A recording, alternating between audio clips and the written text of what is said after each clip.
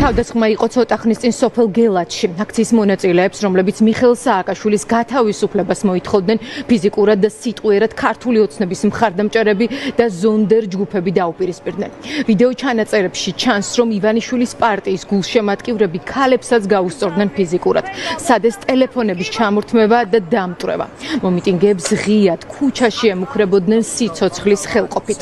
აქტივისტები ახლა პოლიციის განყოფილებაში გამოკითხვაზე იმყოფებიან. მე სავარ ქუჩაში ვდგებარ, გზაზე ვდგებარ, ბიჭო. ქუჩა ყველასია, ხა გურდული. არა, ქუჩა რო ყველასია, არა შენია. შენ დაისაკუთრე რა. ბიჭო, ხალი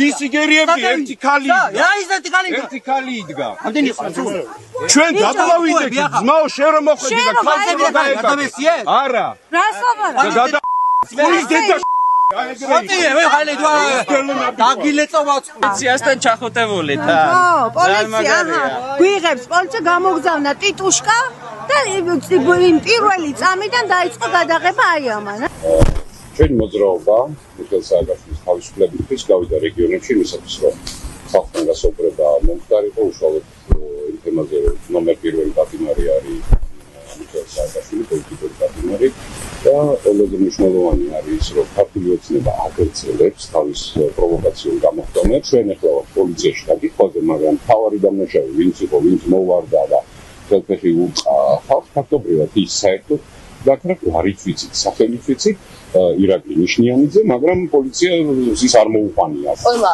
მოძრაობა, ყველა საზოგადოების წარმომადგენელი და პოლიტიკური პარტიები ყველა ერთიანობისკენ მივდივართ, გავდივართ რეგიონებში და რა თქმა უნდა ეხლა ყველა პოლიტპატიმარს თავისუფლება, მაგრამ ნომერ პირველი პოლიტპატიმარი არის მიხეილ სააკაშვილი და სწორედ მის საკითხთან დაკავშირებით ეს ყველაფერი შეხვედრები და აი ეს იყო რა თქმა უნდა დავალება პირდაპირ ხელისუფლებისგან და ეს შეხვედრები უნდა ჯერ არ ჩაიშალოს.